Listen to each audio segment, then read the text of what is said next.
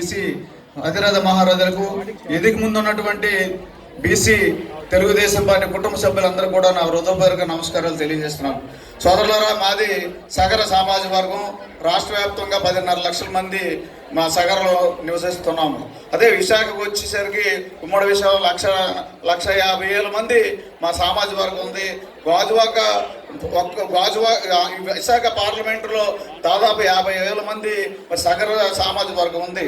గాజువాక ప్రాంతాన్ని చూసుకుంటే 25,000 మంది ఓటర్స్ ఉన్నాం మేము. ఈనాటి ఈ బీసీ సామాజిక వర్గాల్లో సగర సామాజిక వర్గం ఒకటి.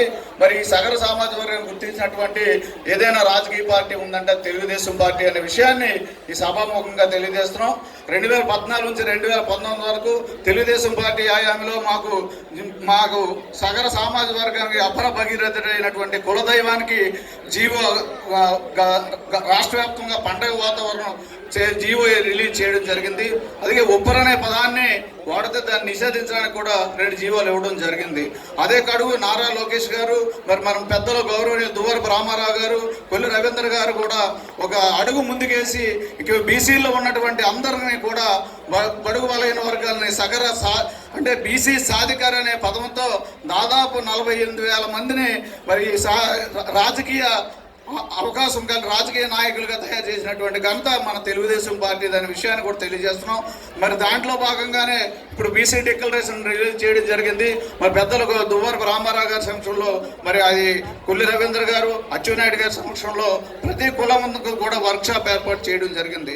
ఆ వర్క్షాప్లో మా సామాజిక వర్గానికి సంబంధించినటువంటి ఎప్పటి నుంచో ఉన్నటువంటి ప్రధాన డిమాండ్ బీసీడీ నుంచి బీసీఏకి మార్చేటువంటి ప్రధాన డిమాండ్ సార్. అది పెద్దలు మీ దృష్టిలో కూడా పెడుతున్నాం.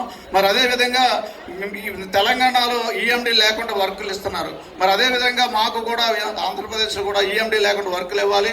మరి అదే నిరుద్యోగులుగా చదువుకొని ఉన్నాం కాబట్టి బీసీడీ 31లో ఉన్నాం కాబట్టి ఎటువంటి ఉపాధి కూడా మాకు లేదు.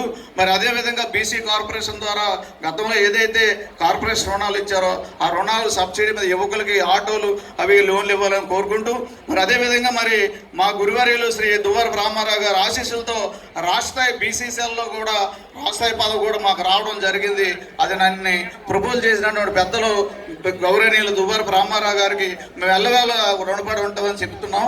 అదేవిధంగా వారిని నిన్న తక్కువ సమయంలో మరి సమావేశం ఏర్పాటు చేద్దామని చెప్పేసి మమ్మల్ని అందరం పిలవడం జరిగింది.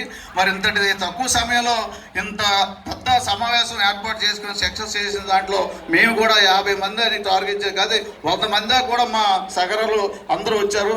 అందరూ కూడా మా రామారావు గారు పెద్దలు వారు నాయకత్వాన్ని బలపరిచేటటువంటి సామాజిక వర్గం ఏదైనా ఉందంటే అది సగర సామాజిక వర్గం అనే విషయాన్ని ప్రత్యేకంగా గుర్తిస్తూ మరి మమ్మల్ని పెద్దలు ఎమ్మెల్సీ దువ్వరపు రామారావు మమ్మల్ని ప్రత్యేకంగా గుర్తించి బీసీడీ నుంచి బీసీఏకి మార్చేటువంటి బీసీ డిక్లరేషన్ డిమాండ్ని మన ప్రభుత్వం అధికారం రాబోతుంది. కాబట్టి దాంట్లో మా సామాజిక వర్గాన్ని మేము మీతో ఆశించున్నాం.